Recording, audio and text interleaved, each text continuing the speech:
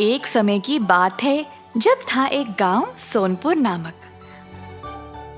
उस गांव में ग्रामवासी कई प्रकार के कारोबार करते थे।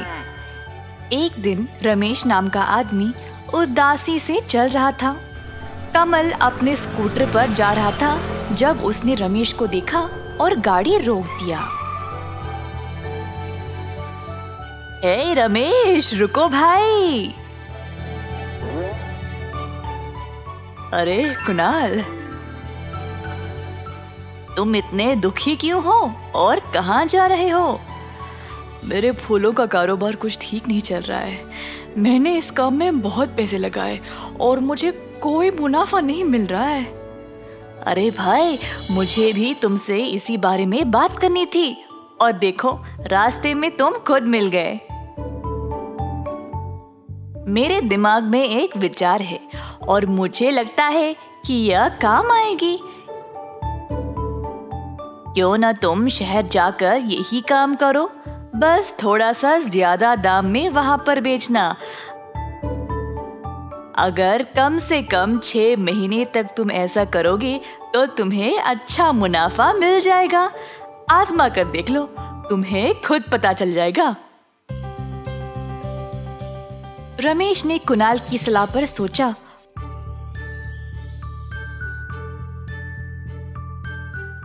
और शहर में अपना कारोबार शुरू कर लिया। जैसे कुणाल ने कहा वैसे ही रमेश अच्छे पैसे कमाने लगा।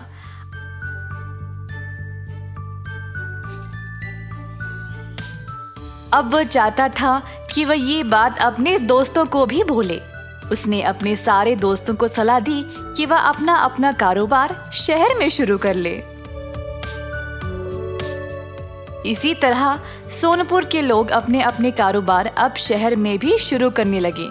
ये ही नहीं, शहर के तौर तरीके भी अपने कामों में लाने लगे। अपना काम होने के बाद सारे लोग वापस गांव आ जाया करते थे। एक दिन गांव वापस आते समय, भाइयों, जिस तरीके से हम लोग कपड़े पहन रहे हैं ना, मुझे अच्छा नहीं लग रहा। हाँ भाई, शहर के लोग हम गांव वालों से कुछ अलग ही तैयार होते हैं। मुझे लगता है कि हमको भी उनकी तरह तैयार होना पड़ेगा। सही है, पर क्या हमारे गांव में ऐसा कोई दर्जी है जो उस तरीके के कपड़े सिएगा? अरे नहीं, यहाँ पर ऐसा कोई नहीं है। मुझे लगता है हमको शहर में ही कपड़े सिलवाने पड़ेंगे। अरे नहीं भाई, ऐसा करोगे तो हमारा ही खर्चा बढ़ जाएगा। हो, उधर देखो। सब लोगों ने रमेश की दिखाई हुई दिशा में देखा। वहां पर थी एक दर्जी की दुकान जिसमें काफी चमक धमक था और फिल्म हीरो की पोस्टरें चिपकी हुई थी। ये देखकर सारे लोग उत्साहित हो गए।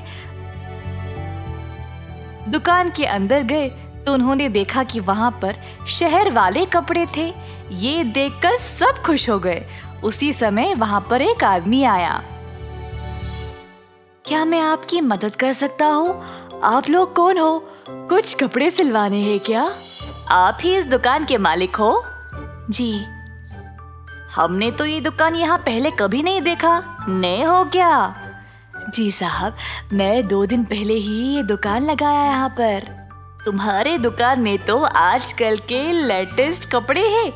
तुम कौन से गांव से आए हो?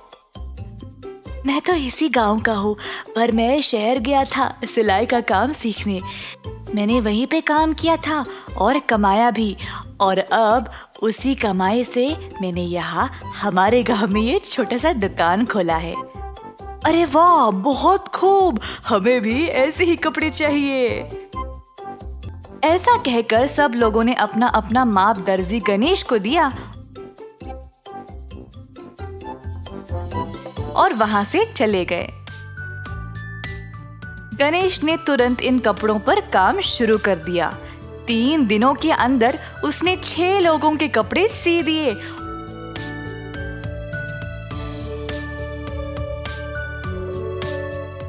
और उनको दे भी दिया।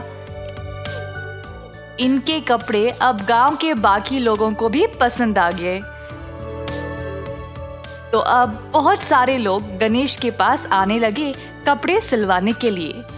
इसी तरह गणेश के पास अब बहुत सारे ग्राहक आने लगे।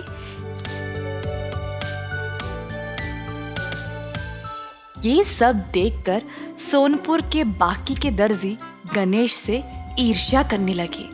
कुछ दर्जियों ने बैठक जमा की और ये सोचने लगी कि गणेश को अब गांव से निकालकर शहर कैसे भेजा जाए। क्यों ना हम पहले उससे जाकर बात करें, बोलेंगे कि वापस शहर चले जाओ। अगर वो नहीं मानेगा तो फिर हम कुछ और सोचेंगे। ऐसा सोचकर बाकी के दर्जी गए गणेश के पास। गणेश ने इनकी सारी बातें सुनी। आप सब लोगों ने मुझे बाहर निकालने के लिए इतना दिमाग लगाया, पर क्या आपने एक मिनट के लिए सोचा कि हर कोई मेरे पास ही और आप लोगों के पास क्यों नहीं आ रहा है? हमें इससे कोई लेना देना नहीं है। 15 दिन के अंदर अंदर तुम यहाँ से चले जाओ। तुम्हारी ये शहर की बकवास फैशन वहीं पे चलाना, यहाँ नहीं। अरे आप लोग भी क्यों ना ये नए कपड़े सीना सीख ले। अगर चाहो तो मैं आप सबको सिखा सकता हूँ। यहाँ तक कि इतना सारा काम का बोझ भी कम हो जाएगा मेरे लिए। क्या तुम बोल रहे हो कि हमें सिलाई नहीं आती? अरे नहीं, आप गलत ना सोचे। इस विचार को एक बार अच्छे से सोचना और फिर मेरे पास वापस आना। अगर इसके बाद भी आप लोग चाहते हो कि मैं यहाँ से चला जाऊँ तो मैं ज़रूर चला जाऊँगा, पर पहले मेरे इस प्रस्ताव के बारे में सोच तो लो। सारे दर्जियों ने ध्यान से इस विचार के बारे में सोचा। अंत में सब लोगों ने गणेश का प्रस्ताव स्वीकार करने का निर्णय ले लिया। ये देखकर गणेश बहुत खुश हो गया। उसने तुरंत सिलाई की क्लास शुरू की और बाकी के दर्जियों को इस नई तरीके की सिलाई के बारे में सिखाया। गांव वालों को इस बारे में पता लग गया तो सबकी समझ में आ गया कि गणेश केवल एक अच्छा दर्जी ही नहीं, एक अच्छा इंसान भी है। अब गणेश के साथ साथ 7 और दर्जी थे जो ये नए तरीके के कपड़े सी सकते थे। अब गांव वाले बाकियों को भी अपने कपड़े देने लगे सिलवाने के लिए। कुछ ही समय में पूरे गांव के लोगों के कपड़े पहनने का ढंग ही बदल गया। अतः ये गांव अपने अनोखे फैशन के लिए मशहूर हो गया। गणेश का बड़प्पन था कि उसने उन दर्जियों को माफ कर दिया जो उसको गांव से निकालना चाहते थे और उनको सिलाई भी सिखा दी, जिसकी वजह से अब पूरा गांव मशहूर हो गया। इस कहानी से हमें ये सीख मिलती है कि कोई भी निर्णय जल्दी में नहीं लेना चाहिए। कोई भी निर्णय अगर सोच समझ के लिया जाए तो सिर्फ हमें ही नहीं बल्कि बाकियों को भी फायदेमंद साबित होता है।